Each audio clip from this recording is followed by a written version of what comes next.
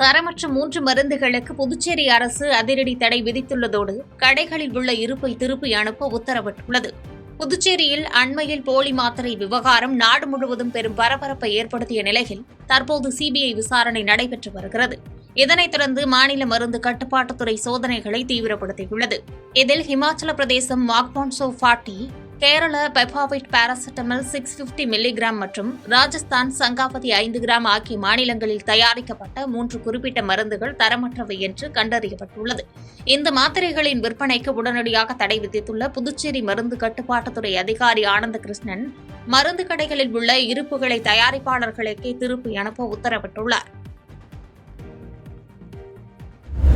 Madurai LIC மேலாளர் கொலை வழக்கில் ஆவண முறைகேட்டை மறைக்க எரித்துக் கொன்ற அதிகாரி கைது செய்யப்பட்டார். மதுரை LIC கிளை அலுவலகத்தில் கடந்த டிசம்பர் 17ஆம் தேதி ஏற்பட்ட தீ விபத்தில் பெண் மேலாளர் கல்யாணி நம்பி உயிரிழந்த சம்பவம் தற்போது கொலை வழக்காக மாற்றப்பட்டுள்ளது. நேர்மையான அதிகாரியான கல்யாணி அலுவலகத்தில் நடைபெற்று வந்த ஆவண முறைகேடுகள் குறித்து உதவி நிர்வாக அதிகாரி ராமிடம் விசாரணை நடத்தி வந்துள்ளார். சம்பவத்தன்று ஆவணங்களை எரிக்க முயன்ற ராமை தடுத்தபோது அவர் கல்யாண் மீது பெட்ரோலை ஊற்றி தீ வைத்துள்ளார். மகனிடம் போனில் பேசிக் கொண்டிருந்த போது இந்த கொடூரம் நிகழ்ந்துள்ளது. காயமடைந்த சிகிச்சையில் இருந்த ராமை திலகர்தட போலீசார் கைது செய்து தீவிர விசாரணை நடத்தி வருகின்றனர். ஆசனூர் அருகே மனநலம் பாதிக்கப்பட்டவர் தாக்கியதில் கோயில் பூசாரி உயிரிழந்துள்ளார். ஈரோடு மாவட்டம் தாளவாடி அடுத்த ஆசனூர் மலை கிராமத்தில் பிசில மாரியம்மன் கோவில் பூசாரி மாதன் என்பவர் மர்ம நபர் ஒருவரால் கட்டையால் தாக்கப்பட்டு உயிரிழந்தார். போலீசார் நடத்திய விசாரணையில் தாக்குதலில் ஈடுபட்டவர் கெத்தேசால் பகுதியைச் சேர்ந்த சிவராஜ் என்பதும் அவர் சற்று மனநலம் பாதிக்கப்பட்டவர் என்பதும் தெரியவந்தது. சிவராஜ் அந்த வழியாக சென்ற மேலும் 3வரையும் தாக்கியுள்ளார். மனநலம் பாதிக்கப்பட்ட நபரால் பூசாரி கொல்லப்பட்ட சம்பவம் அப்பகுதி மக்களிடையே பெரும் அதிர்ச்சியை ஏற்படுத்தியுள்ளது. கோபிசெட்டிப்பாளையத்தில் குடும்ப தகராறில் வானத்தை நோக்கி துப்பாக்கியால் சுட்ட அதிமுக பிரமுகர் கைது செய்யப்பட்டுள்ளார். ஈரோடு மாவட்டம் கோபிசெட்டிப்பாளையம் அருகே மதுபோதையில் தனது மனைவி பிருந்தாவுடன் ஏற்பட்ட தகராறில் அதிமுக மாவட்ட மாணவர் அணி இணை செயலாளர் கோபிநாத் என்பவர் தனது உரிமம் பெற்ற துப்பாக்கியால் வானத்தை நோக்கி 3 முறை சுட்ட சம்பவம் பரபரப்பை ஏற்படுத்தியுள்ளது.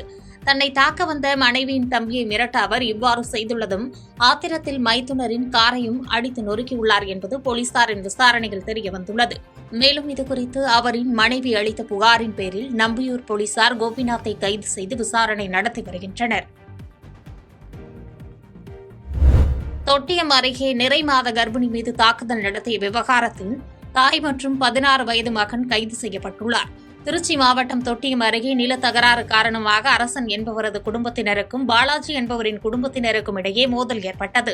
இந்நிலையில் அரசனின் மகள் கவிதா மருத்துவமனையில் அனுமதிக்கப்பட்டிருந்ததாகவும் அவரை குடும்பத்துடன் அரசன் காண வந்த நிலையில் அப்போது மருத்துவமனை வாசலில் வைத்து பாலாஜியின் மனைவி ஹேமா மற்றும் அவரது 16 வயது மகன் தரணிவர்ஷன் ஆகியோர் நிறைமாத கர்ப்பிணி பெண்ணான அரசனின் மற்றொரு மகள் சத்யாவை சரமாரியாக தாக்கியுள்ளனர்.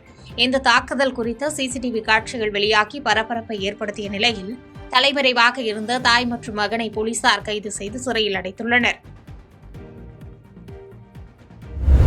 சிபிஐ விசாரணைக்கு விஜய் ஒத்துழைப்பார் என்று பாஜக நிர்வாகி குஷ்பு தெரிவித்தார். சென்னை விமான நிலையத்தில் செய்தியாளர்களை சந்தித்த அவர் தமிழகத்தில் போதைப்பொருள் புழக்கமும் சட்டம் ஒழுங்கு சீர்கேடும் உச்சத்தில் இருப்பதாக குற்றம் சாட்டினார்.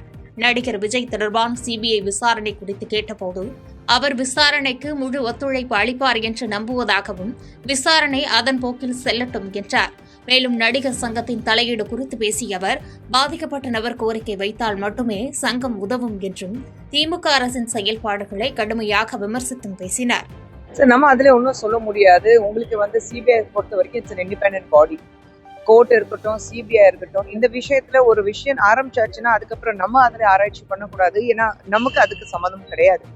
ஸோ அவங்க ஆராய்ச்சி பண்ணும்போது அவங்களுக்கு என்னென்ன தகவல் வருதோ அதுக்கு ஏற்ற மாதிரி விசாரணை கூப்பிட்றாங்கன்னா ஐ திங்க் விஜய் நல்ல கோஆப்ரேட் தான் பண்ணிட்டு இருக்காரு. விசாரணைக்கு போக மாட்டேன்னு சொல்லவே இல்லை, அவர் கோஆப்ரேட் பண்ணிட்டு இருக்காரு. ஸோ அது விசாரணை நடக்குதுன்னு அது எப்படி இருக்கணுமோ அது போகும். தமிழக சட்டமன்ற தேர்தலை எதிர்கொள்ள தயாராகி வரும் நடிகர் விஜயின் தமிழக வெற்றிக் கழகம் தனது தேர்தல் அறிக்கை தயாரிக்கும் பணிகளை தொடங்கியுள்ளது.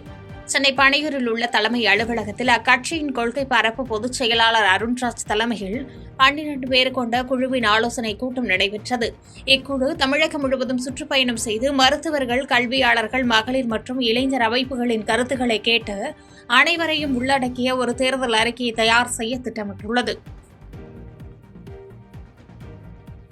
செய்திகளை உடனுக்குடன் தெரிந்து கொள்ள கீழ்க்கண்ட கேபிள் மற்றும் டிடிஎச் நெட்வொர்க்குகளில் எம்நாடு செய்தி தொலைக்காட்சியை காணுங்கள். பாதகம் செய்பவரை கண்டால் நாம் பயம் கொள்ளலாகாது பாப்பா. மோதி மிதித்துவிடு பாப்பா, அவர் முகத்தில் உமிழ்ந்துவிடு பாப்பா. அண்மை செய்திகளை உடனுக்குடன் தெரிந்து கொள்ள இணைந்திருங்கள் எம்நாடு தொலைக்காட்சியுடன்.